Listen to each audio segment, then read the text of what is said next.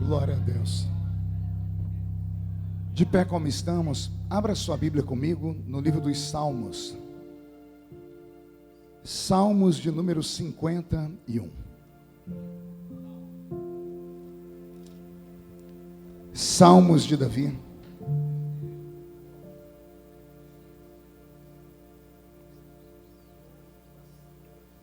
Deus está aqui.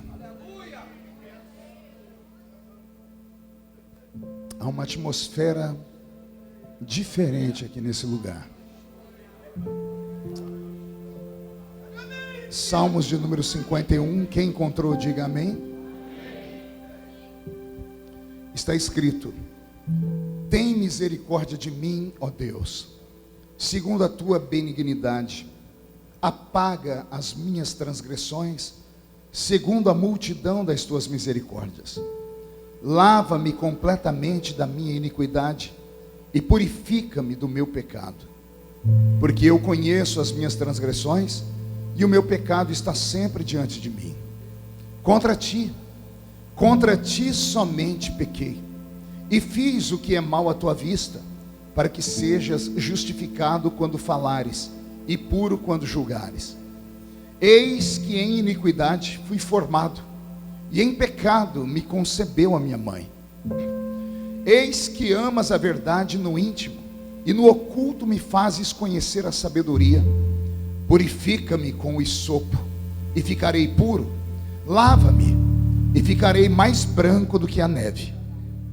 Faz-me ouvir júbilo e alegria, para que gozem os ossos que tu quebrastes. Esconde a tua face dos meus pecados e apaga todas as minhas iniquidades. Cria em mim, ó Deus, um coração puro e renova em mim um espírito reto. Não me lances fora da tua presença e não retires de mim o teu Espírito Santo. Torna a dar-me a alegria da tua salvação e sustém-me com um espírito voluntário. Amém, igreja? Feche a Bíblia, coloque no banco, na cadeira, e pegue na mão da pessoa mais perfumada do seu lado. Agora há pouco eu tentei alguém bonito, mas não deu certo. Mas perfumado deve ter alguém do seu lado. Isso, aperte a mão dessa pessoa com carinho, até ela falar aleluia. Pentecostal que não faz barulho. Está com defeito de fabricação, não é? Vamos orar?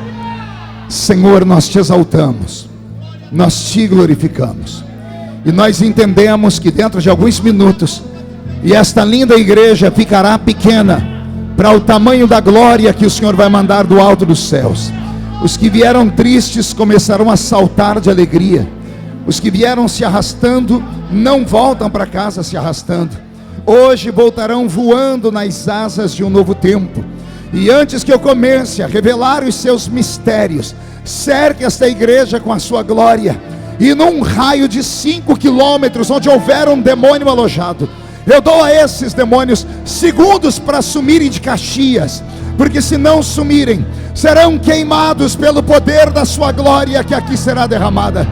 Rasgue os céus sobre nós, manda anjos de fogo descerem aqui, que estes anjos desçam trazendo brasas de fogo nas mãos, comecem a esparramar estas brasas entre nós, e onde houver um crente cheio do Espírito Santo, pega ele nesta noite, Jesus, e mostra o caminho da verdadeira e poderosa adoração.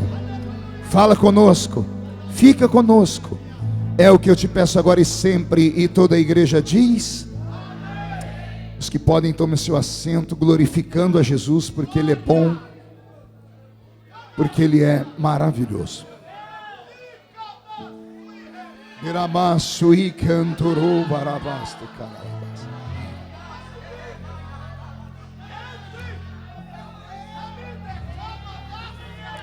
Glória a Deus. Querida igreja, noiva do Cordeiro, simpatizantes da nossa fé, amigos que vieram de perto ou de longe, autoridades constituídas por Deus e por homens, irmãos que nos assistem em corpo presente, os que nos assistem pelas mídias sociais, aprove ao bom Deus nos reunir aqui hoje para ouvirmos a sua santa palavra. Eu estava ouvindo o pastor Edinaldo falar aqui, ouvi o pastor Daniel, e eles são muito gentis, são muito bondosos. E quando eles veem um velho pregador como eu, um veterano, eles tentam nos animar com palavras bondosas, bonitas, dizendo isso ou aquilo, e eu fico muito feliz, obrigado. De vez em quando a gente precisa ter o nosso ego massageado mesmo. Eu estou hoje no auge dos meus 50 anos de idade. Há quem diga que essa idade é uma idade boa, que eu ainda estou novinho. O que as pessoas não param para pensar é que, imagine você em 2 carros que saíram da mesma concessionária no mesmo ano. Só que um roda 200 mil quilômetros e o outro roda 30 mil quilômetros. Quem pega o documento diz, é o mesmo carro. O carro tem o mesmo valor.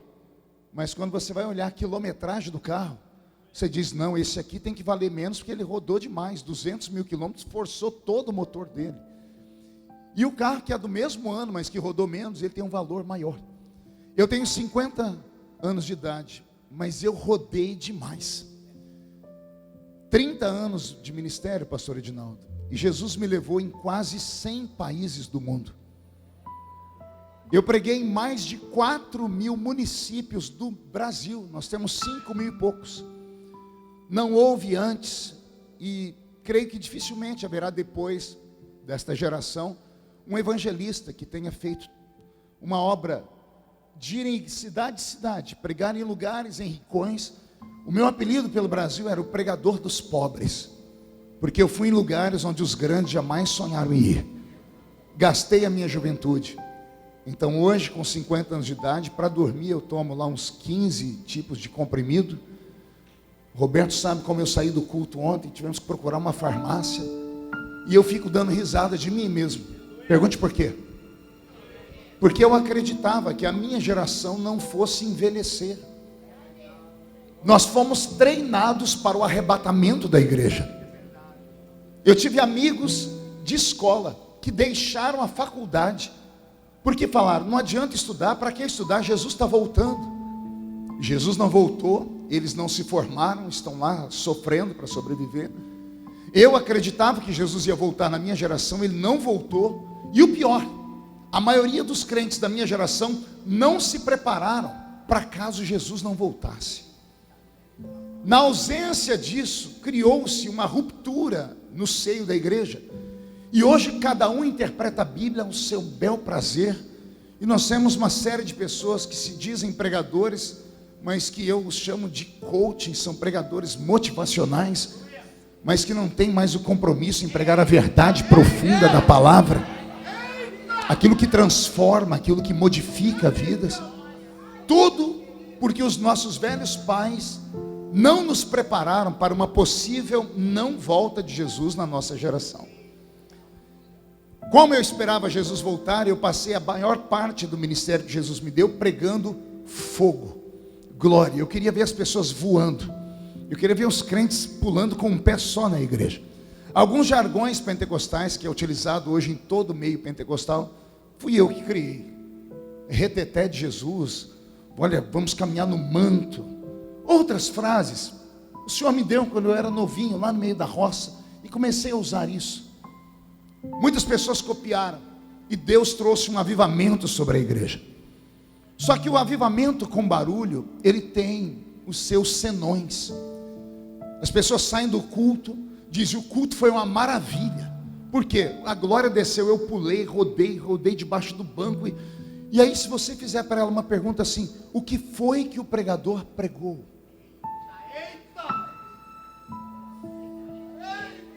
A pessoa vai dizer assim, olha, eu nem sei, mas eu sei que estava bom. Mas só fui entender isso, pastor Daniel, quando eu fiquei mais velho, quando eu assumi o pastorado de uma igreja, e percebi que o barulho, ele é bom, mas ele toca apenas a alma, porque a alma é o palco das emoções. Mas em termos de salvação, não é com a alma, é com o espírito. E o espírito é a nossa parte intelectual, é o nosso intelecto, é a nossa psique. E eu comecei a entender que era preciso que eu, velho pregador, muito conhecido, respeitado e até imitado, começasse a trazer mensagens mais profundas. As mensagens que os crentes não querem ouvir. mas que eles precisam ouvir. E depois de ouvir, a vida deles vai mudar de verdade. E com a força desta palavra, eles vão caminhar pelo menos mais uns 40 dias na presença de Deus. Então, se nessa noite você não ver aqui o pregador, menino, que dava golpes de Kung Fu, não diga que eu perdi a unção. Diga assim, ele envelheceu. Se ele der um golpe de Kung Fu, trava a coluna dele, né? Entendeu? Se eu não sair correndo no meio da igreja, é porque os meus joelhos já não me ajudam mais. Então eu te peço que entenda que para cada fase da vida há uma unção de Deus sobre nós. E estou para dizer para vocês que a maturidade, ela é muito melhor do que a jovialidade. Porque o jovem age pelo ímpeto. A maturidade te faz pensar antes de agir. E quando você pensa antes de agir, você passa a ser misericordioso. Pergunte por quê? Porque só entende de misericórdia quem precisou dela. E o crente novo convertido, ele cheio do poder, aquele crente de monte, ele não precisou da misericórdia, porque ele está no afã da glória. Mas e quando ele perceber que a unção de Deus não blinda dos erros, das fraquezas e dos pecados? E aí muitos não conseguem voltar mais para os caminhos do Senhor. E aí tem que ter um veterano que já passou por aquele caminho para dizer: calma, nem tudo está perdido. Nós vamos hoje mergulhar em águas profundas aqui. Olhe para o seu irmão e pergunte para ele: está preparado? Diga: aperte o cinto, porque nós vamos decolar na presença do Senhor. Posso ouvir aquele grito de glória a Deus? Eu li com os irmãos o Salmo de número 51. Qual salmo eu li? 51. O escritor do Salmo 51 é famoso demais. Seu nome? Davi. O Davi que matou Golias. O Davi que trouxe a arca da aliança de volta para Israel depois de 70 anos de fracasso deixado por Saul. O Davi que escreveu o Salmo 91, que faz os crentes entrarem numa campanha de libertação pensando que eles são o giraia, que eles entram gritando: não temerei espanto noturno, nem seta que voe de dia. O Davi, muito obrigado, querida, o grande e poderoso rei Davi. Nós temos a aptidão de lembrar apenas das pessoas quando elas vencem. Nós nos espelhamos apenas em heróis, e geralmente os heróis para nós, eles não têm defeito nenhum. O problema é quando nós temos um herói como um super-homem e descobrimos que ele tem uma criptonita. Quem conhece um pouco de heróis sabe o que é uma criptonita. Criptonita era uma pedrinha verde que roubava o poder e a força do super-homem. Todo grande super-herói, ele tem um arqui-inimigo e um ponto fraco. Assim os poetas e os escritores resolveram escrever, para deixar o entendimento de que aqui nesta terra não existe homem de aço e não existe mulher maravilha. Todos nós somos feitos da mesma matéria, do mesmo pó. Todos nós vamos passar pelos mesmos vales, uns nos vales mais profundos, outros menos fundos, mas todos passaremos por vales. Todos seremos tentados. Dá para imaginar o seu herói chamado Yeshua, o Machia de Israel, Jesus de Nazaré. Imagine você andar com ele 3 anos e meio e um dia você vê ele brilhar igual o sol. De repente você vê ele flutuar no ar e receber Elias e Moisés que vêm de um outro mundo. Imagine você ver ele quebrar a lei da gravidade e pisar em cima das águas. Imagine você ver ele entrar dentro de um cemitério e conversar com um demônio que representava 6.000 demônios, cujo nome era Legião. E o demônio falar com ele e ele falar assim: cala-te e sai. Imagine você estar com ele num barco e ver ele dormir e o barco quase ir a pique. Você acorda ele, ele sai da proa do barco, da polpa do barco, ele vai para a proa do barco e ele conversa com o vento. Ele conversa com o mar. E ele diz: acalma-te, vento, aquieta-te, mar. E o mar e o vento obedecem a ele. Ao ponto de você ver ele dormir de novo e falar para o seu amigo: que homem é esse, que até o vento e o mar obedecem a ele. Você vai ver ele chegar em um cemitério, olhar para uma tumba e falar: tirem a pedra. Mas quem está aí está morto há 4 dias, já cheira mal. Ele diz: tirem a pedra. E ao tirar a pedra ele diz: Lázaro, morto, sai para fora, vem para cá. E você vê o morto sair saltando, enrolado em mantos. Dá para acreditar que você vai um dia ver esse mesmo homem, esse super-herói, encontrar com uma criptonita? Pastor, o senhor está doido? Não, eu só leio a Bíblia. Você consegue imaginar na noite em que ele foi traído? Quando pela primeira vez na Bíblia inteira, e lá nos evangelhos todos, você vai ver ele falar para os discípulos dele: vocês podem orar comigo? Como assim? Jesus pediu para os discípulos orar com ele, sim ou não? Mas Jesus nunca pediu para eles orar com ele antes. Um dia eles chegaram nele e falaram: Senhor, os discípulos de João sabem orar e nós não sabemos. O senhor pode nos ensinar a orar? Jesus disse: para que vocês querem aprender a orar se eu estou convosco?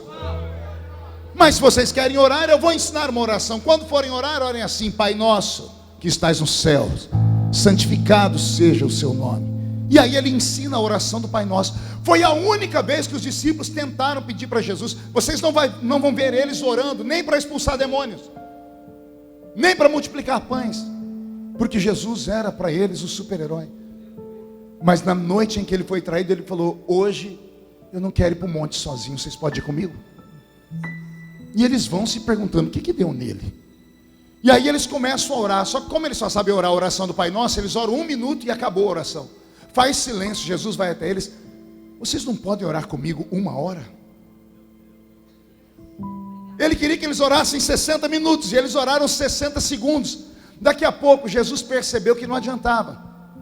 E então ele chama Pedro, Tiago e João e diz: a minha alma está angustiada até a morte. Você consegue imaginar um homem que enfrentou tudo, inclusive a morte, dizer que agora ele estava com medo da morte? Lá dentro do jardim, sozinho, mais tarde, ele vai dar um grito para Deus: se for possível, passa de mim este cálice. O que ele está dizendo? Se der, não me testa. Se for possível, não me deixa morrer. Porque eu estou sentindo a dor antecipada, eu estou vendo tudo antecipado. É por isso que eu amo Jesus. Sou pentecostal, amo falar. E Jesus andava sobre as águas. Amo falar. E ele chamou o morto para fora da tumba. Mas eu me apaixono por ele quando eu vejo ele falar: Pai, por que me abandonaste? Quer perguntar o porquê? Só falo se todo mundo perguntar. Porque ali sou eu, todo dia falando: o Senhor me abandonou. Ali no Getsemane sou eu dizendo: Deus, passa de mim essa luta, essa prova.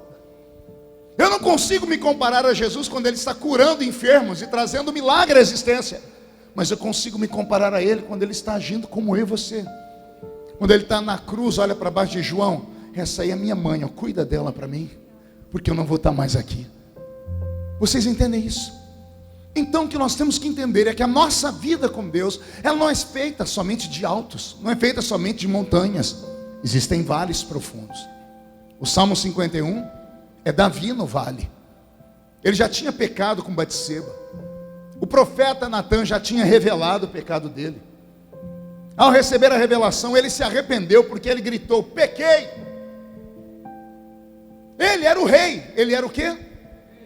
Ele não era presidente da república. O presidente da república ele não consegue mandar sozinho. Se não tiver o parlamentar como eu travo os decretos dele, as medidas provisórias dele. O rei não é como presidente, o rei é absoluto. O rei diz mata, é para matar. O rei diz pega desse e dá para esse, é obrigado. Davi era rei, sim ou não? Então ele não devia satisfação para ninguém. Ele podia fazer o que ele quisesse. Quando ele dormiu com Batseba, ele entendeu isso: eu não tenho que dar satisfação para ninguém. Eu sou o rei, eu posso ter a mulher que eu quiser. Por isso o profeta Natan chegou perto dele, pisando com cuidado. Porque se ele diz de uma vez: o senhor é um pecador, é um adúltero, Davi olha para um soldado, o soldado cortava a cabeça dele. Mas ele criou uma metáfora. Ele disse: existe no seu reino um homem que, tendo muitas ovelhas, recebeu um amigo em casa, um viajante. E ao invés de matar uma das suas muitas ovelhas, ele pegou a única ovelha de um homem muito pobre. Ele foi mexendo no coração de Davi. E quando ele diz isso, Ele pergunta: o que tem que ser feito com esse homem? Davi grita: que esse homem pague 4 vezes por esse crime. Aí o profeta diz: esse homem és tu, ó rei, que podendo ter qualquer mulher de Israel, foi querer uma que não era sua. Ali Davi gritou: pequei. E naquele mesmo dia Deus perdoou ele, porque Deus tomou a boca de Natã e disse: porventura, alguma vez eu te neguei alguma coisa? Se tivesses me pedido, não teria eu te dado? Você vai pagar um preço, mas eu te perdoo. O perdão sobre Davi saiu do céu naquele dia. E aí começa um outro problema. Pergunte qual? Só falo se todo mundo perguntar. E quando o homem não consegue se perdoar? Minha música, Beto. Existem crentes que vivem debaixo de um peso por causa disso. Deus o perdoou,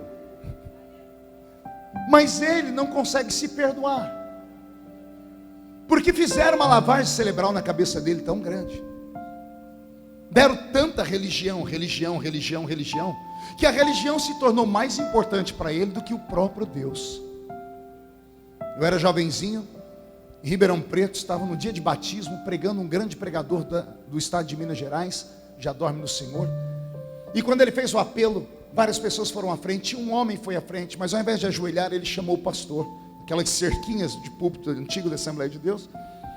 O pastor agachou, o pastor Guirra botou o ouvido perto dele, ele contou uma história. O pastor Guirra agarrou a mão desse homem, orou com ele, disse: irmãos, esse homem vem de outra igreja, que é evangélica, e lá dizem que ele cometeu um pecado que é para a morte, que não há nada que possa perdoar mais o pecado dele. Mas nós temos a Bíblia Sagrada que diz que o sangue de Jesus Cristo purifica o homem de todo pecado. E ele recitou uns 10 versículos da Bíblia, entre eles Romanos 8:1. Nenhuma condenação há para os que estão em Cristo Jesus nosso Senhor. A igreja vibrou porque abraçou aquilo. O homem dobrou o joelho, chorou, foi embora. 3 dias depois, eu lá em Orlândia, ligando o rádio. Os rádios pegavam a rádio de Ribeirão Preto, e tinha um programa policial que chamava Balanga Beiço. Olha o nome, Balanga Beiço, né? Era um programa de tipo do Datena. E o homem começa a falar, o repórter: homem morador da Vila Virgínia, em Ribeirão Preto, se mata dentro de sua casa, mas não sem antes deixar um bilhete que eu vou ler. Aprendi na minha religião que não há perdão para o meu pecado. Mesmo tendo lido que a Bíblia, em que Deus perdoa, eu não consigo me perdoar. E como eu sei que eu estou condenado, do que adianta viver? Eu saio desta vida para a morte. Estou acelerando o meu passo para o inferno. E ele se matou, porque não conseguia acreditar que o sangue de Jesus Cristo tem poder para perdoar, para purificar, para lavar. Davi não conseguia se perdoar. E sabe o que aconteceu com ele? Ele entrou numa depressão profunda. E em um desses momentos de depressão, ele escreveu o Salmo 51. Ele começa falando com Deus assim: tem misericórdia de mim, Senhor.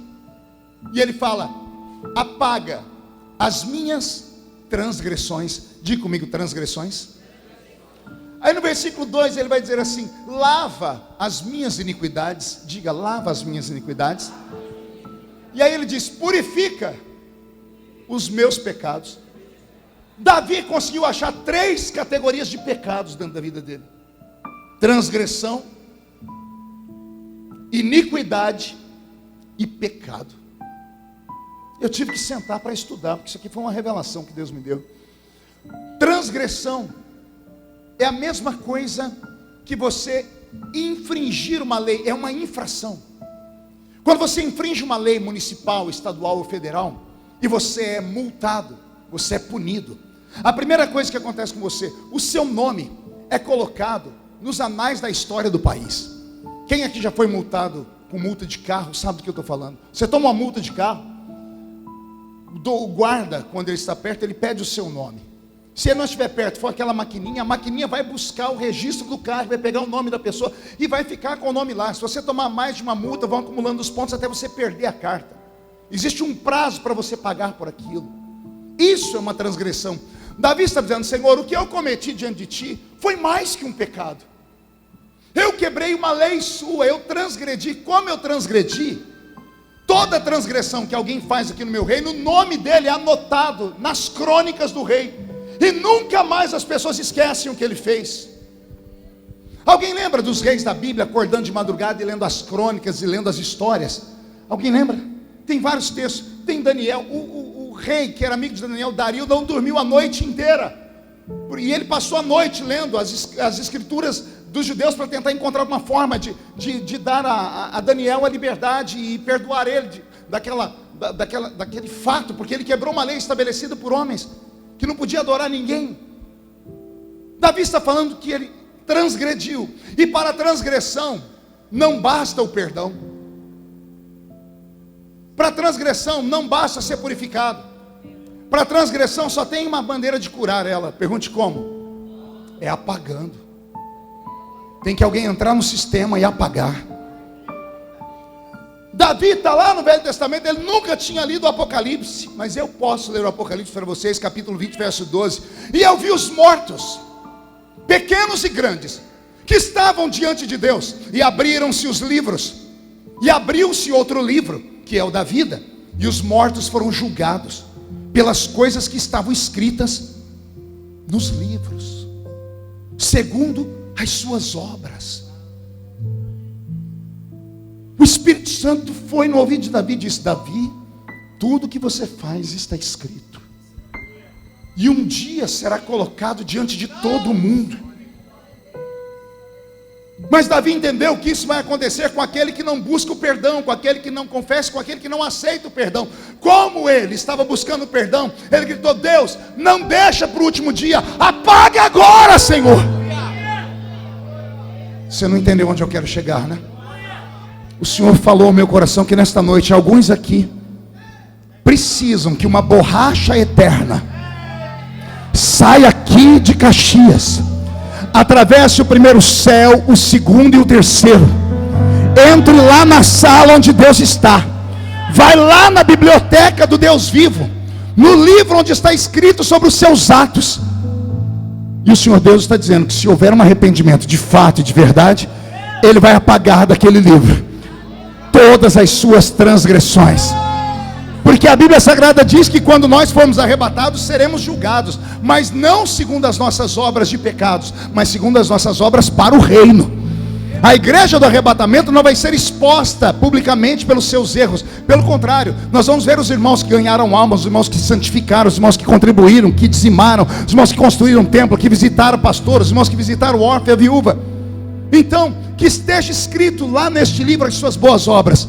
Mas se houver alguma obra ruim, e talvez por isso você não consiga entender mais a essência do culto, talvez por isso você não abre mais a sua boca para adorar, porque todas as vezes que você vai tentar adorar, falar em línguas ou profetizar, vem o diabo dizendo: a lei diz que você pecou, e está escrito, e por isso você fica pesado. Mas nessa noite, com a força desta palavra, assim diz o Senhor: eu apago as suas transgressões.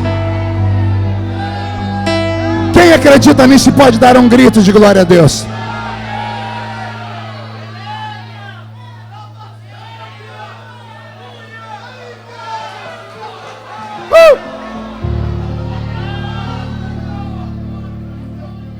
Aí no verso 2, Davi diz: lava, faz o quê?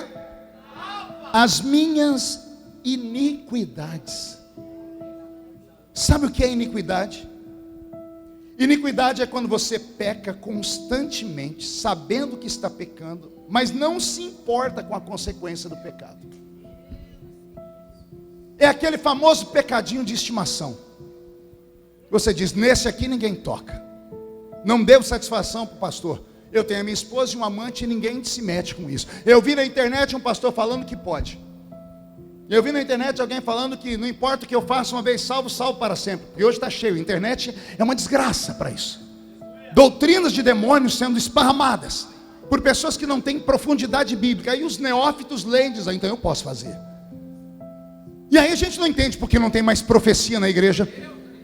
Não entende porque não tem mais glória, porque não tem batismo com o Espírito Santo.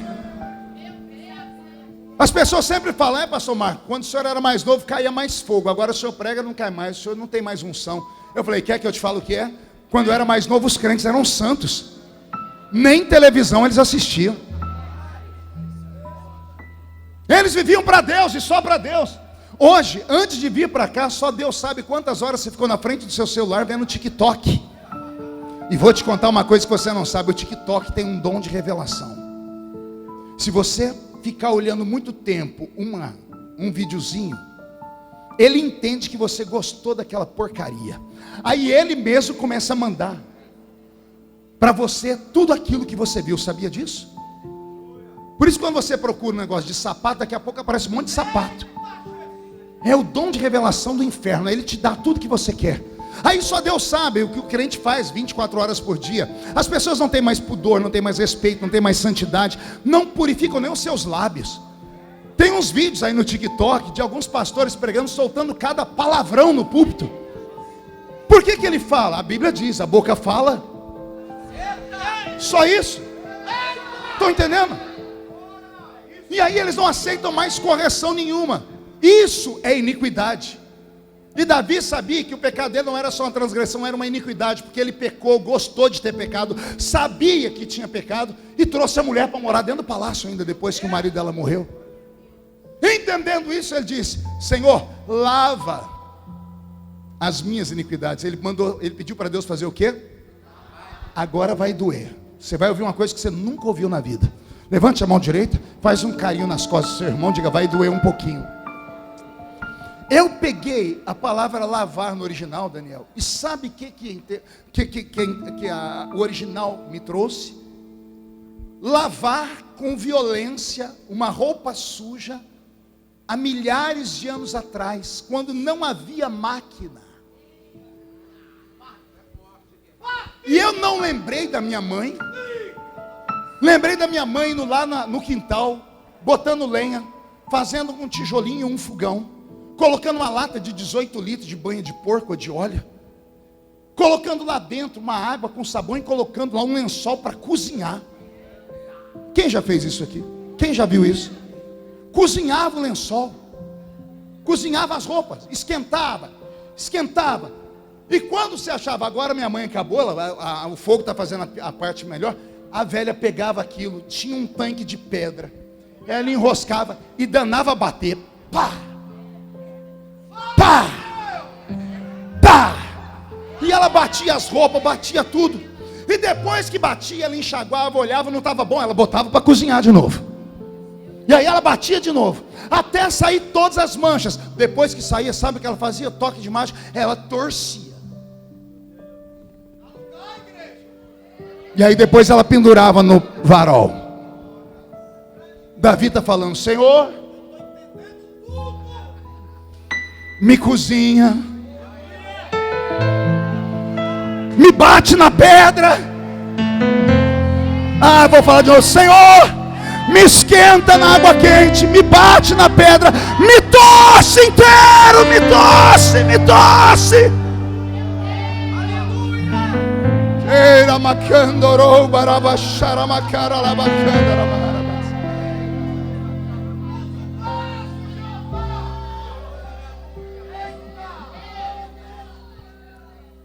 A igreja moderna só lava suas roupas em máquina, que já lava e seca.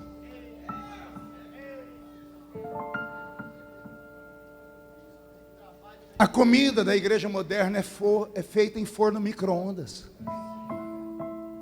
A comida tem aparência de que está boa, tem cheiro de que está boa. Aí você vai comer, o meio está congelado. Alguém já passou por isso ou não? Ontem, né, Roberto? Nós estávamos lá, o irmão levou a gente lá em São Paulo, antes do culto, para comer um salgadinho, e um salgado bonito. Aí a moça trouxe e colocou para nós, e o pastor que estava me levando deu azar, coitado. Ele pegou o dele, ele estava com muita vontade, que ele que conhecia.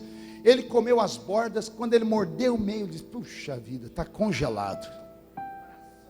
Ele chamou a moça e disse: moça, o que é que deu nisso aqui? Eu falei: foi o forno micro-ondas. Aí eu lembrei do velho fogão a lenha da minha mãe. O feijão para cozinhar era 40 dias. 40 minutos. O arroz feito com suã ia até queimar o fundo da panela. E detalhe, a gente gostava era do arroz queimado. Tinha briga para ver quem ia comer a rapa. Alguém é dessa época aqui?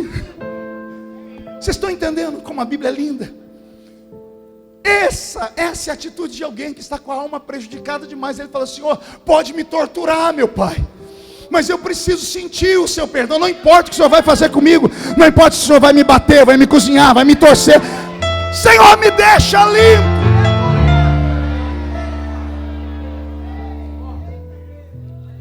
E agora vem a parte mais bonita. Purifica-me dos meus pecados.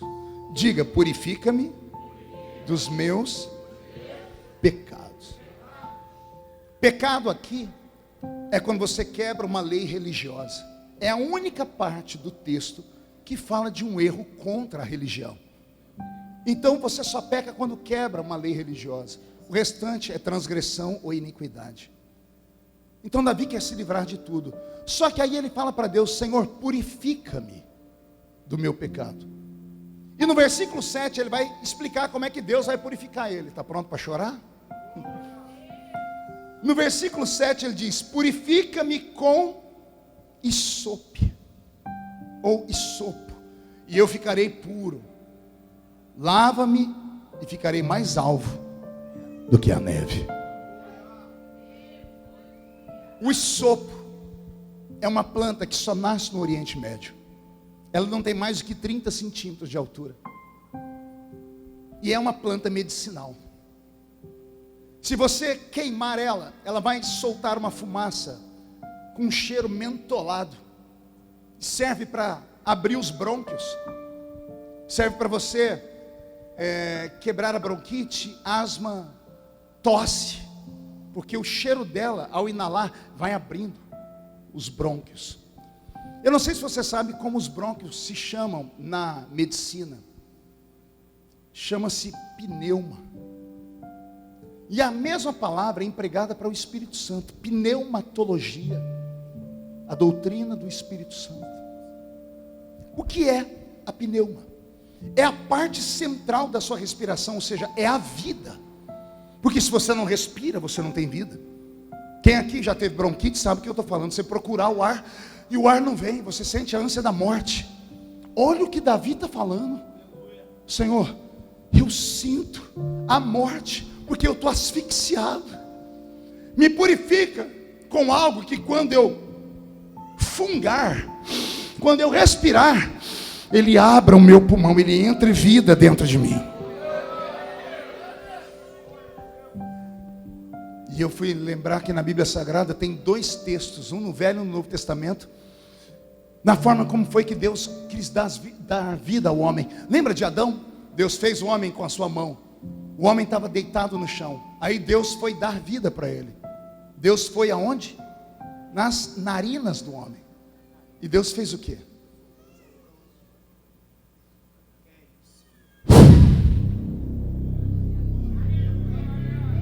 Ao soprar, o boneco inalou. Quando ele inalou o Espírito de Deus, o corpo que estava morto ficou de pé e ressuscitou. Me purifica com o seu Espírito para que eu possa respirar a sua vida. Só que o isopo, se for queimado, solta o cheiro. Mas se você fizer um chá dele, ele tem um efeito diurético tão grande, que é maior do que qualquer remédio que a senhora possa tomar para ir no banheiro fazer xixi. E quando você toma o chá do isopo, pastor Daniel, a primeira coisa que ele faz é ir em 2 órgãos do corpo humano: fígado e rins. Ai, Jesus.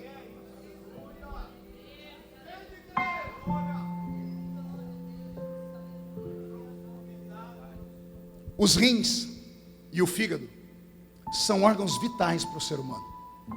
O fígado é o segundo maior órgão do corpo humano. Ele só perde para a pele. A pele é o maior órgão humano que nós temos. O segundo é o fígado, Daniel. O fígado, ele produz a bile. A bile é uma secreção que ajuda na degustação da comida, na digestão da comida e na queima de gorduras. Os rins servem para filtrar tudo.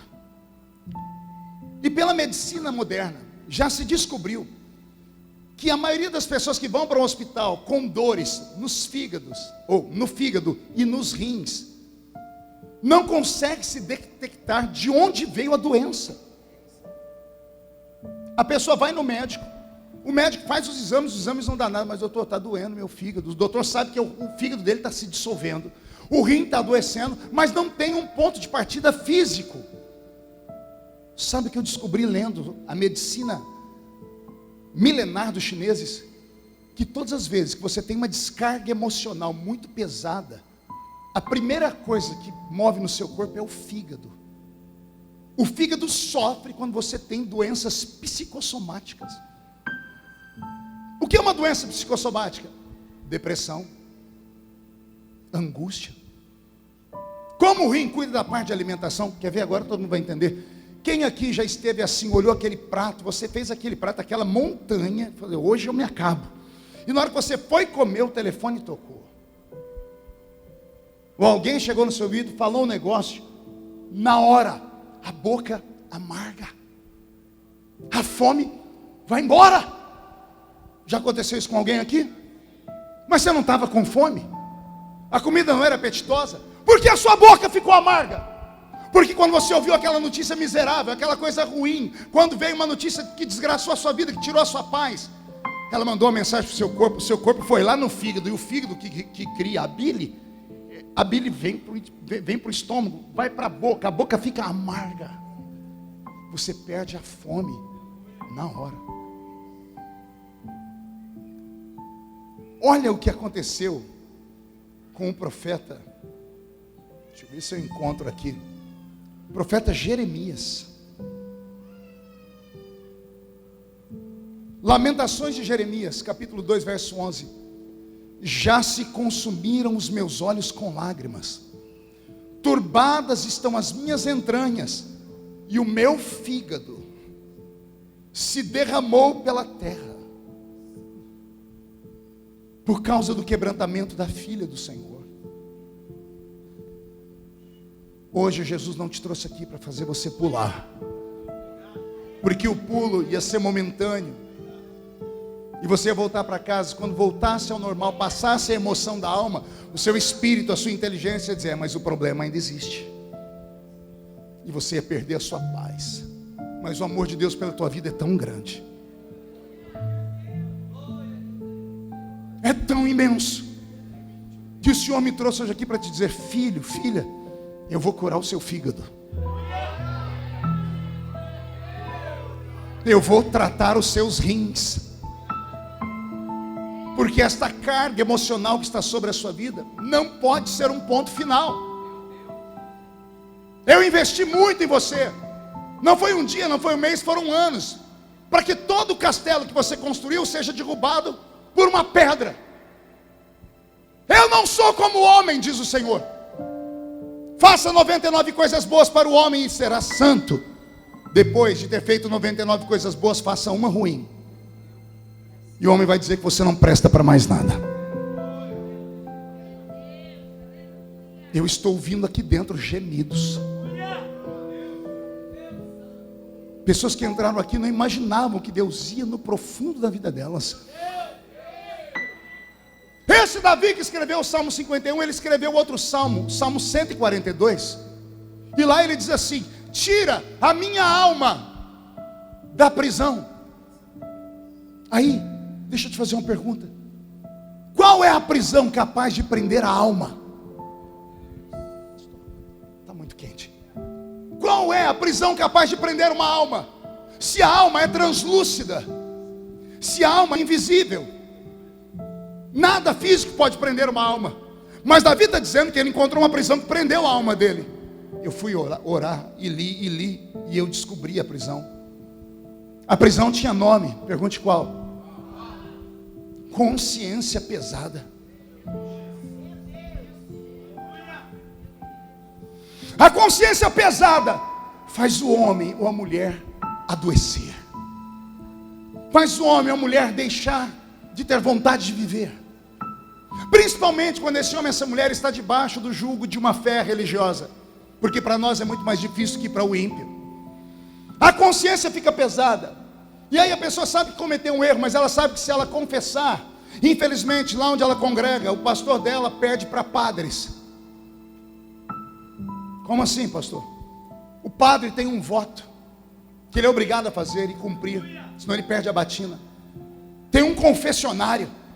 A pessoa vai lá e conta para ele a coisa mais podre que foi. O padre não pode contar para ninguém. É a principal virtude do sacerdote. Ele absorve, ele guarda aquilo com ele. Chega a angústia. Imagina alguém que matou uma pessoa ir lá e confessar para o padre, e ele não pode contar para ninguém porque ele quebra o voto que ele fez. Ele adoece, mas ele escutou aquilo. Tem igrejas onde os líderes de departamentos, e principalmente o púlpito, perde para padres. A pessoa vai ao pastor porque ela está com a consciência pesada. Ninguém quer expor a sua miséria, o seu pecado, a sua desgraça. Ela vai e fala, eu errei. Aí o pastor deveria fazer o quê? Como sacerdote? Ajudar a levantar a pessoa. Aí ele vai dizer para ela, pois é, então a partir de agora 6 meses de banco, 1 ano de banco, até Deus me tocar para você tomar ceia. Mas a Bíblia Sagrada diz que quem não participa do corpo e do sangue não tem vida e não tem parte comigo.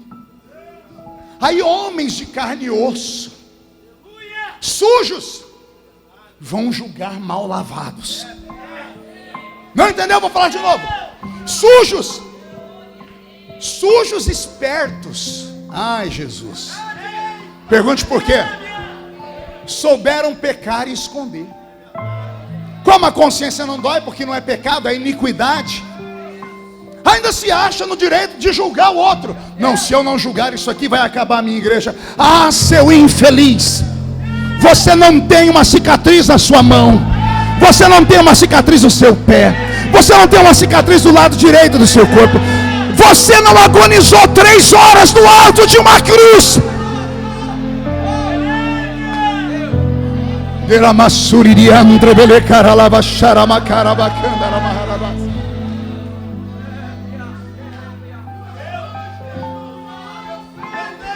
As pessoas não confessam mais os pecados, pastor Edinaldo, por causa disso.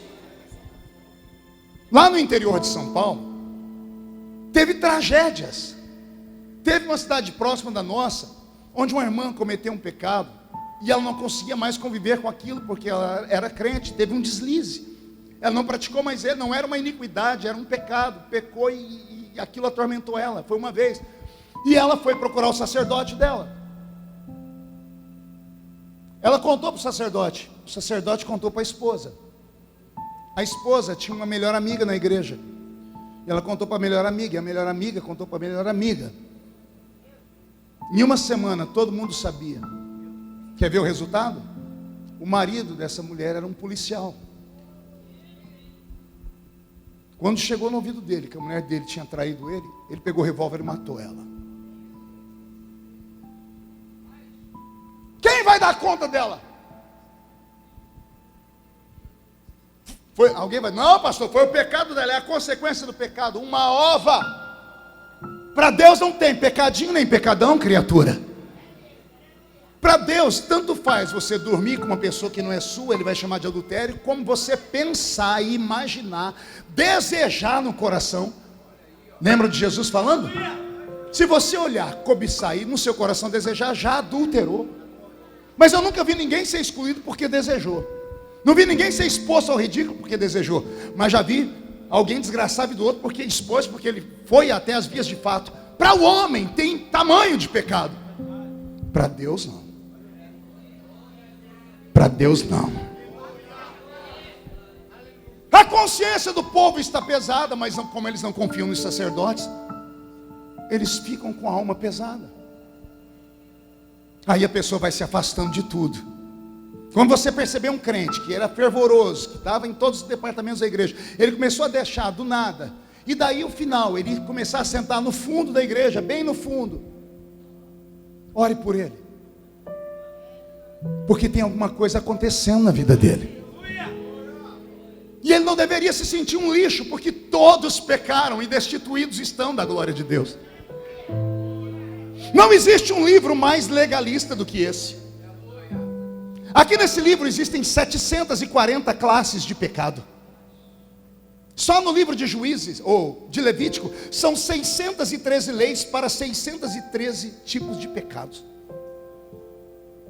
Não tem como não pecar. Você consegue entender isso? Tira da sua cabeça essa história. Não, mas o meu pecado foi um pecadão. Pecado é pecado. Ele nos afasta de Deus. O pecado faz separação entre nós e Deus. Não importa se é uma mentirinha assim ou se é uma mentirinha ou uma mentira cabeluda. Não importa, para Deus não existe isso. 740 classes de pecado. Você quer sofrer na cadeira agora? Enquanto eu estou pregando aqui agora, lá no céu onde Deus está, virou um júri. Deus é juiz. E ele está com o martelo na mão. E diante dele está um promotor do inferno chamado Satanás. Diabo, a palavra diabo vem do latim diablos, que significa acusador. E o que é um promotor senão aquele que acusa? Está ele lá acusando agora. Pergunte quem? Você. Eu. Não, pastor, mas eu não, pastor. Você não, por quê? Você sabia que santidade demais é pecado? Leia na Bíblia a história do rei Uzias, o tio do profeta Isaías, aquele no ano em que morreu o rei Uzias. Procura ler na Bíblia como foi que ele morreu e por que ele morreu. Era o homem mais santo do seu tempo, diz a Bíblia. Era o homem mais conhecido e respeitado. Ele era tão santo que dava na cabeça dele: eu vou no santuário ofertar. Ele chegou no santuário, o sacerdote não estava. Olha o que ele disse: o que me impede de entrar aí dentro e sacrificar ao meu Deus? Ele disse: o meu nível de santidade é o mesmo do sacerdote. Ele sacrificou, ele não pecou não adulterou não, ele foi dar a Deus um sacrifício, deu uma oferta bonita. A Bíblia diz: quando Uzias saiu do santuário, o pé dele pisou na escada do templo, nasceu uma lepra na testa dele. Quer perguntar por que da testa? Porque o rei, quando era ungido, ele ajoelhava, o sacerdote derramava o azeite enchia a cabeça e descia pela testa, e da testa descia pela barba, a barba de Arão. No lugar onde ele recebeu a unção, Deus pôs uma lepra. É o único homem da Bíblia que Deus desungiu. O único. Onde ele foi ungido, Deus desungiu ele. Agora a pergunta: qual foi o pecado dele?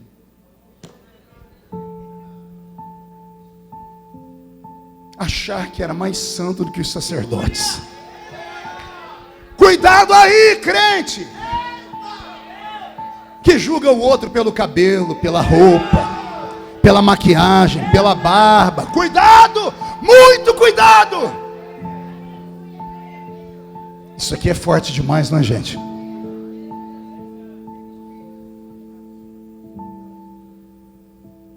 Se não houver nessa noite uma compreensão de que nós não somos salvos pelos nossos méritos, se você não colocar na sua cabeça que você vai ao céu não é porque você fez, porque não há nada que o homem possa fazer para ser salvo. Não há nada, pastor Edinaldo. Isso é a Bíblia. Se o homem pudesse fazer qualquer coisa para ser salvo, Jesus não teria morrido na cruz. Sim ou não? Por que é que ele morreu? Porque não tinha condições. Todos pecaram e destituídos estavam da glória de Deus. E lá está o promotor dizendo: o Marco pecou, o Edinaldo pecou, todos ali pecaram. E pior, ele, que é o pai da mentira, para me acusar e te acusar, não precisa mentir. O diabo é o pai da mentira, mas para me acusar não precisa mentir, porque eu peco mesmo. Eu peco pensando, eu peco olhando, eu peco agindo. Eu peco contra o céu, contra a terra, contra a natureza, contra a igreja, contra o próximo, contra a religião, contra a Bíblia. Eu peco quando não dou uma esmola para alguém. Eu peco, olha o que a Bíblia diz: quem pode fazer o bem e não faz, peca. Não existe uma maneira de não pecar. Você está entendendo isso? Agora vem a parte mais violenta. Pergunte qual? O promotor acabou de nos acusar. O juiz tem que dar a sentença. E juiz, ele julga pela lei. E o promotor grita assim, ó: está escrito, a alma que pecar essa, o salário do pecado é a... O juiz pegou o martelo para levantar e para decretar: minha morte é a sua. Só que antes do martelo descer, chega um advogado.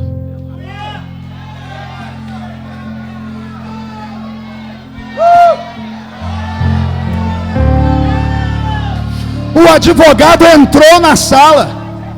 Seu juiz, me perdoe o atraso. Seu juiz, eu quero representar o Marco, o Edinaldo e toda a igreja que está em Caxias. E o juiz diz: quais são as suas fórmulas de defesa? Porque o promotor me apresentou aqui provas incontestes de que eles todos quebraram as leis. E Jesus é o único advogado capaz de ir lá no promotor e dizer: me empresta aí o objeto de acusação, que é a Bíblia, porque eu vou usar o objeto de acusação para absolver eles. Consegue imaginar isso?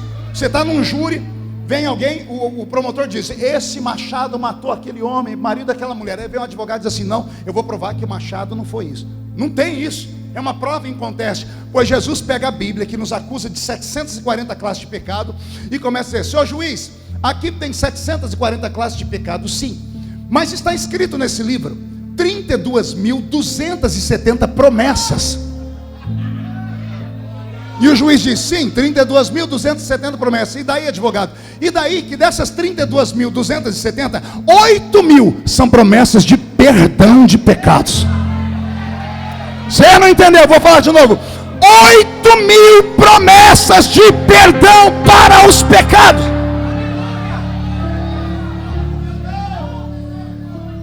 E o advogado é muito bom de memória, diz: vou recitar algumas, e o senhor me manda parar quando achar que já deu. E ele começa a: está escrito, o justo cai, mas não permanece prostrado. Está escrito, o justo cai até 7 vezes, mas de todas elas o Senhor o coloca de pé. Está escrito, se vierem contra ti 11.000 demônios, e demônios não podem tocar o nosso corpo, só toca a nossa alma. De que forma? Acusando. 1.000 cairá de um lado, 10.000 cairá do outro lado, e eu não posso ser atingido pelo dedo de acusação dele. E vai recitando: o meu acusador entrará contra mim por um caminho, mas por 7 caminhos ele fugirá. Ele fugirá. O juiz fala: tá bom. Diz: senhor juiz, então, para terminar, nenhuma condenação há para os que estão em Cristo Jesus, o nosso Senhor. Nenhuma.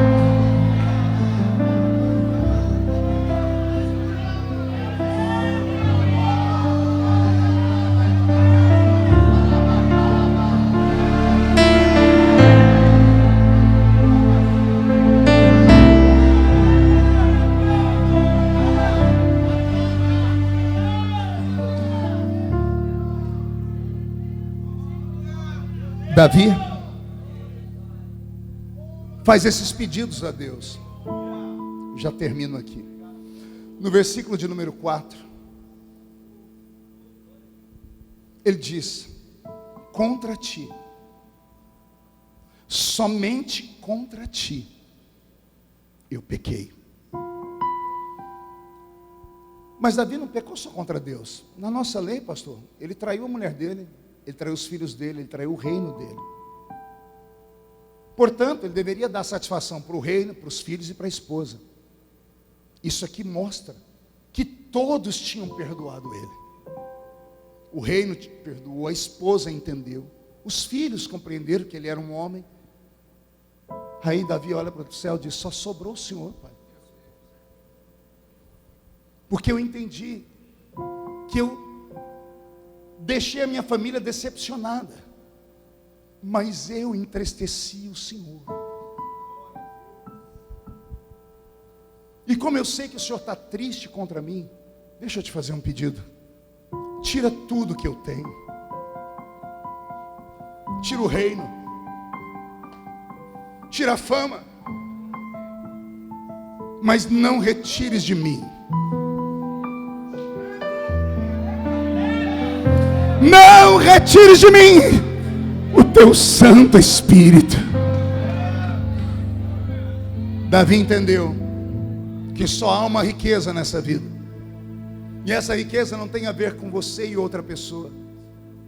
Por mais que você reparta a sua cama com alguém por 50 anos, continuarão sendo duas pessoas, mesmo a Bíblia dizendo que é uma pessoa só, uma carne só. É bonito, isso é romântico, mas cada um é cada um, tanto que o marido e a mulher não se conhecem, vivendo juntos 50 anos, não se conhecem. Isso mostra que existe algo pessoal. E Davi entendeu que só dá para viver nessa vida se for com a consciência limpa e o Espírito Santo como seu amigo. E ele está aqui nessa noite. Ele quer curar o seu fígado. Ele quer curar os seus rins. Ele quer fazer com que a comida volte a ter sabor na sua boca. Ele quer fazer com que as cores fiquem vivas uma vez mais. Porque para você está no automático, você não vê mais nada. Você não contempla o belo. A vida é um presente. E você está desperdiçando esse presente. Trancada num quarto. Olha para a senhora, tem 30 anos, está com cara de 60. Por quê? Porque não se ama mais. Se julga. Usa um chicote batendo nas suas costas. Olha para o céu e vê um Deus que parece um monstro, que tem numa mão um cajado e na outra um chicote, pronto para matar e degolar. E ele não é nada disso. Ele é pai. Era uma vez, lá no interior das Minas Gerais, uns sitiantes, uma mulher viúva, mãe de 2 filhos, uma menina e um menino, João e Maria. João era criança, menino levado, peralta. Menino é mais agitado que menina, né? A mãe dele tinha uma criação de gansos. E o João um dia achou um bodoque. Sabe o que é um bodoque? Um estilingue, tipo a funda de Davi. E ele transformou um ganso num alvo. Jogou uma pedra, errou. Outra pedra, errou. Uma pedra ele acertou. O ganso titubeou, andou. O João pegou outra pedra. Ele deu pedrada no ganso até o ganso morrer. Quando o ganso morreu, ele chegou perto e viu que o bichinho não levantava mais. A lei moral que existe dentro de todo ser humano, que não precisa de Bíblia, não precisa de política, nem de leis. Há uma lei moral dentro do homem. O homem sabe o que é errado e o que é certo. Ele percebeu que fez uma coisa errada. Ele olhou para a esquerda e para a direita, viu que não tinha ninguém, e ele enterrou o ganso. Ele enterrou o ganso e entrou na sua casa, tomou um banho na hora da janta. A mãe do João serviu a mesa. Maria sentou do lado do João. Quando terminaram de jantar, a mãe falou: Maria, me ajuda a lavar a louça. Ela disse: não, mãe, o João me disse que quer lavar a louça hoje. O João falou: eu? Tá doida? Eu não falei nada não. Maria veio no ouvido dele e disse assim: eu vi o ganso. O João perdeu o fôlego. Como isso? Não conta para a mãe não. Fala que você quer lavar a louça. E o João levantou: mãe, é verdade, hoje eu estou com vontade de lavar a louça. E o João lavou a louça na segunda-feira. Na terça-feira ele achou que acabou. Terminou a janta, a mãe: Maria, falou: mãe, o João me disse que gostou tanto que ia lavar a louça de novo. Não é, João? O João, não, o ganso. É verdade, mamãe, é verdade. O João lavou a louça de segunda a domingo, por 1 mês a fio. Na entrada do segundo mês, o João já não comia direito. Ele começou a deixar a comida no prato. Ele perdeu a alegria. Um dia, na hora do almoço, Maria estava na escola ainda e João estava em casa. A mãe pegou o João, botou ele no colo, brincou com ele, passou o pente no cabelo dele, fez cócegas nele. E ela perguntou: João, por que você está tão triste? Não, mãe, não é nada não. João, me conta. Eu não sou só sua mãe, eu sou sua protetora. Eu morro por você. eu mato por você, porque você é carne da minha carne, você é meu filho. A palavra da mãe foi entrando no coração do João, e o João gritou: eu matei o ganso, mamãe. E a mãe dele não se espantou, não botou a mão na boca, não disse: você matou o ganso. E ela ficou calma, serena, fez um carinho na cabeça dele: mamãe, eu estou dizendo que eu matei o ganso, a senhora não vai fazer nada. João, eu vi. A senhora viu o quê? Eu vi o dia que você matou o ganso. Eu estava de longe pegando gravetos e vi você brincando, fiquei olhando e vi você matar, eu vi você enterrar o ganso. Mamãe, a senhora não me bateu por quê? Eu disse: por quê, João? Não adiantava eu fazer uma correção se não nascesse do seu coração. Mas eu posso falar uma coisa, João? Pode, mamãe. Eu já te perdoei naquele dia mesmo, porque eu sei que você agiu como uma criança, a sua natureza, o seu impulso. João, eu te perdoei lá atrás. O João deu um abraço na mãe dele, foi uma festa. Naquela noite, na hora da janta, o João comeu para 10 pessoas. Ele sujou 8 pratos, sujou copos, deixava cair colher no chão, só para... Ele deixou a pia com objetos para lavar por 2 meses. O que eles não faziam em 2 meses, ele deixou naquele dia. E aí a mãe do João falou assim: Maria, vem lavar a louça. A Maria disse: mamãe, o João falou: o João o que, Maria? Você não quer lavar a louça? Não quero. João, ela começou a só mover a boca: o ganso. Não vou lavar a louça. O ganso. Ela gritou: o ganso. O João gritou: a mamãe viu, a mamãe me perdoou, e a mamãe me falou que eu valho para ela mais do que aquele ganso. Estou com o corpo arrepiado. O Senhor está aqui. O Senhor está falando com você, João. O Senhor está falando com você, Maria. Olha para você, não adora mais a Deus, não glorifica mais a Jesus, não sente mais alegria. Tem algo aí dentro, a sua mente está pesada, o seu espírito está apertado, a sua alma está na prisão. E sabe o que Deus manda te dizer? Eu já lavei, eu já purifiquei, eu já apaguei. Agarre o diabo pelo chifre dessa noite, mande ele para os quintos dos infernos. Porque não me importa se você entrou aqui pesado, vai sair por aquela porta como uma pena. Entrou sujo, sairá mais alvo do que a neve, porque o sangue de Jesus Cristo ainda nos purifica de todo o pecado. Fique de pé comigo.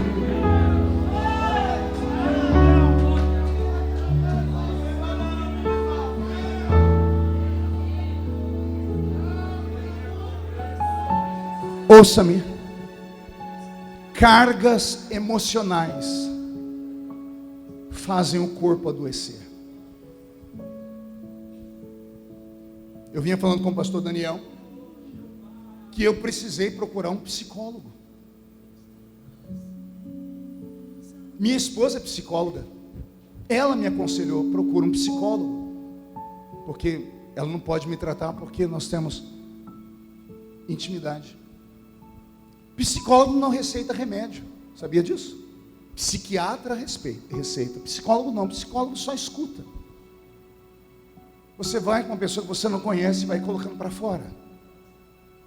O psicólogo vai ouvindo, ele é treinado, de repente uma palavra que você solta, ele pega o gancho e ele destrava a sua alma. O maior de todos os psicólogos está aqui nessa noite. É Jesus. Mas tem coisas que ele deixa que a gente procure ajuda profissional, porque ele deu dons aos homens. Não é errado procurar ajuda. O pastor Edinaldo deve lembrar quando eu enterrei o meu co-pastor, meu filho na fé, pastor Rafael, 33 anos, lindo menino, um artista. A esposa dele, uma modelo. Pregou uma mensagem no domingo que a igreja foi para o céu e voltou. Na terça-feira, subiu numa ponte e se jogou.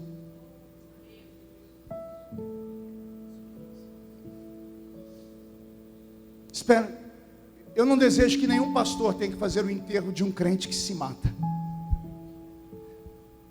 Todo mundo fica te olhando. Oh, Jesus.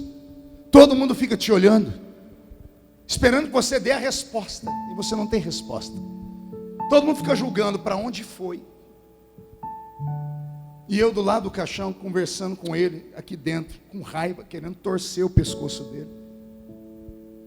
Falando sozinho, por que você não me procurou? Por que você deixou o seu fígado se dissolver? Os seus rins morrerem? Orgulho? Quer mostrar para todo mundo que é aquilo que você não é?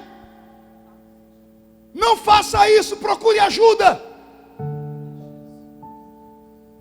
Procure ajuda da família. Se não for suficiente, procure ajuda de um psicólogo. E depois sim, venha à igreja para orar. Junte os três, família, psicólogo e a igreja. Quem sabe Deus vai ter misericórdia de você. Porque às vezes nem tudo isso junto ajuda. Por quê? Porque a pessoa não se perdoa. Você não tem esse direito de dizer que não há perdão para o que você fez. Você não tem esse direito de colocar um ponto final na sua vida. Não tem. Porque Jesus deu a vida dele por você na cruz. Ele morreu para que você vivesse. Ele sofreu para que você não sofresse. E ele me trouxe hoje à noite só para te dizer: não se mata. O suicídio é egoísmo. Você vai deixar a esposa, o esposo, os filhos, a mãe, o pai. Você vai deixar uma catástrofe incurável. A família não se levanta. É mais fácil lidar com o que você está passando agora. De que forma, pastor? Ouvindo a voz de Deus. E Deus me trouxe hoje aqui só para isso. Se quiser ouvir o pregador pentecostal que pula e grita, me acompanha para uma vigília daqui a pouco, que eu vou pregar numa vigília. Mas para esta igreja, Deus me trouxe essa palavra. Vou pedir que todos fechem os olhos, de verdade, para você não intimidar alguém que precisa. Feche seus olhos. Eu quero aqui perto de mim só quem não está mais aguentando viver.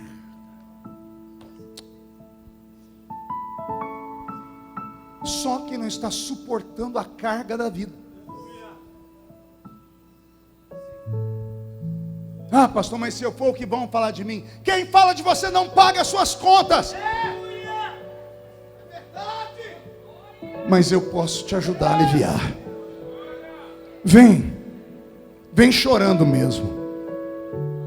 Tá chorando porque se você tem Deus que cuidar de você, e jamais te esquecer, Ele sabe de tudo que você está passando e mandou te dizer que Ele está cuidando. Lembrar de onde você veio e aonde você chegou. Lembrar de todos os livramentos que você já passou. Nem era pra você estar aqui, mas Deus falou assim: esse aí vou levantar, e onde colocar as mãos eu vou abençoar. Ei, não chores, quem cuida noite você não dorme. Levanta, tem muita gente que te ama. Deus mandou te dizer que vai acontecer. Deus mandou te falar que tudo vai passar. Segura aí, Roberto. Você que veio à frente, abaixa a cabeça. Os que não vieram à frente, é porque pela misericórdia de Deus sua alma está bem. Você deita e dorme. Você não tem tudo o que quer, mas tem tudo o que precisa. Mas eu acredito que aí desses que ficaram, tem gente que já perdeu o sono. Tem gente que já perdeu a fé, a alegria. Pelo menos uma vez na vida. E é para esses, só para esses que passaram pelo vale, que eu vou fazer um pedido. Na verdade não é um pedido, é um clamor. Eu queria que você viesse me ajudar a orar com eles. Como assim, pastor? Você que já esteve onde eles estão, desesperados, amargurados. Se você puder sair do seu lugar e vir aqui e colocar a mão no ombro de um deles para mim. Um ou dois. Não precisa falar nada. Às vezes tudo que a pessoa precisa é só de um abraço. Precisa se sentir amada. Nós falamos que a igreja é uma família. Se é uma família, a dor de um tem que ser a dor de todos. Me ajude, venha por favor. Venha, você é crente, cheio de Deus, já passou por um problema e venceu. Venha, me ajude aqui na frente. Eu tenho umas 10 mulheres que precisam de alguém aqui. Aqui eu tenho mais uns homens. Me ajuda, venha, por misericórdia. Esses moços de terno, esses pregadores do evangelho, que quando pregam traz o céu para a terra. Vem me ajudar a ter misericórdia. Vem aqui na frente. Isso. Por favor, por misericórdia, venha rápido. Aqui na frente tem gente chorando aqui sozinha. Não tem ninguém para dar um abraço nelas. Por favor, venha. Eu estou implorando. Eu preciso de uma irmã aqui, mais duas aqui, mais duas aqui. 5 mulheres que já venceram lutas. Isso. Nem era para você estar aqui, mas Deus falou assim: esse aí vou levantar, e onde colocar as mãos eu vou abençoar. Segura, Roberto. Pastor Edinaldo, o senhor me chamou de pastor e de amigo. Eu posso te abraçar?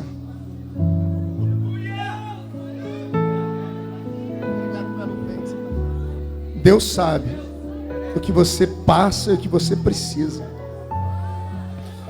Eu estou aqui só para te dizer, amigo, que às vezes a gente tem que ressuscitar. Não podemos nos entregar. Nós não temos direito de parar. Não pare! Não pare. Refaz a sua vida.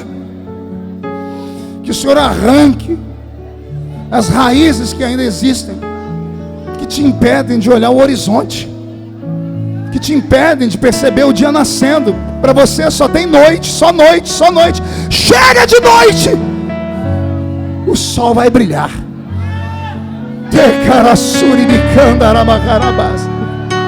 Em nome de Jesus, recebe vida. Não chores, quem cuida de você não dorme. Toque e canta. Levanta, tem muita gente que te ama. Deus mandou te dizer que vai acontecer. Deus mandou te falar que tudo vai passar. Senhor, esse barulho é o barulho mais lindo que eu ouvi nos últimos dias. Não é barulho de Pentecoste, meu Pai. É barulho de alma machucada sendo curada, de espírito quebrantado. Cria neles um coração novo. Libera sobre este povo a unção, Senhor, que alivia o fardo. Ajuda a sua filha, ajuda esse moço, ajuda esse homem. Tira a alma deles da prisão. Perdoa, coloca tudo no lugar. Devolve a esperança. Devolve a alegria da vida. Depois desta noite eles vão acordar amanhã diferentes, transformados, abençoados. Eu profetizo isso em nome do Pai, em nome do Filho e em nome do Espírito Santo. E toda a igreja diz amém.